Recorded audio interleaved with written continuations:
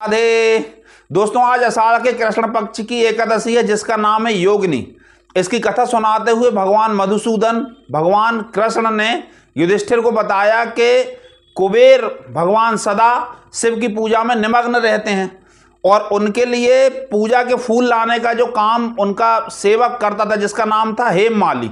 हेममाली उनके लिए पूजा के फूल लेकर के आता था। एक दिन ऐसा हुआ कि कुबेर भगवान सुबह से बैठे भगवान शिव की पूजा करने के लिए पंचोपचार से उन्होंने पूरी पूजा कर ली और दोपहर का समय हो गया, किंतु हेममाली फूल लेकर के आ नहीं पाए।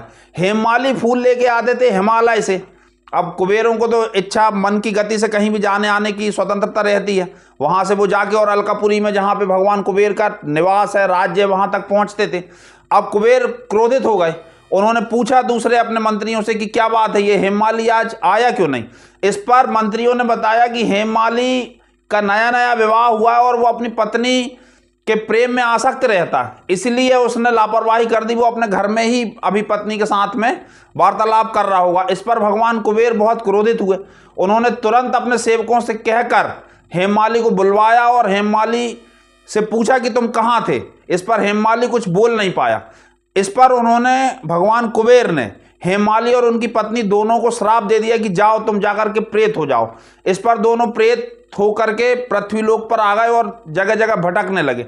ऐसा हुआ कि आषाढ़ के कृष्ण पक्ष की योगिनी एकादशी से कुछ दिन पहले उनके ऊपर एक मुनि की दृष्टि पड़ गई और मुनि से उन्होंने पूछा कि हे भगवान, हम इस पाप से कैसे मुक्त होंगे। इस पर मुनि ने उन्हें बताया कि ऐसा करो, योगिनी एकादशी का व्रत करो, रात्रि में भगवान का कीर्तन करते हुए जागरण करो। इस व्रत के प्रभाव से तुम अवश्य इस प्रेत की योनि से मुक्त होकर और पुनः यक्ष का शरीर धारण करके और अलकापुरी पहुंच जाओगे। उन्होंने ऐसा ही किया और उनकी प्रेत की योनि दूर हो गई और वापस उन्होंने यक्ष का सौंदर्यवान शरीर प्राप्त किया दोनों ने, और वो अलकापुरी पहुंचे।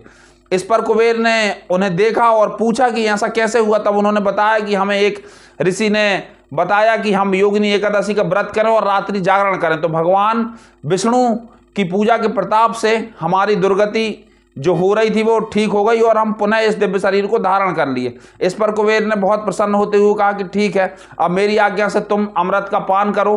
दोस्तों, ये एकादशी ऐसी है जो मनुष्य के बड़े बड़े पापों का नाश कर देती है और इस एकादशी को करने वाले व्यक्ति का कभी पतन नहीं होता, समस्त सफलताएं उसे अवश्य मिलती हैं। एकादशी में जागरण का विधान बहुत अधिक है। यदि आप पूरी रात जागरण ना भी कर पाए तो 12 बजे तक दीपक जलाकर अवश्य ही एकादशी का व्रत करना चाहिए। एकादशी की तिथि और एकादशी का व्रत भगवान विष्णु को अत्यंत प्रिय है। 15 दिन में पड़ने वाली यदि एक एकादशी आप करते हैं तो आपका स्वास्थ्य भी हमेशा अच्छा रहता है। तो दोस्तों, कृपया वीडियो को लाइक और चैनल को सब्सक्राइब अवश्य करें और वीडियो कैसा लगा कमेंट में अवश्य बताएं। राधे राधे।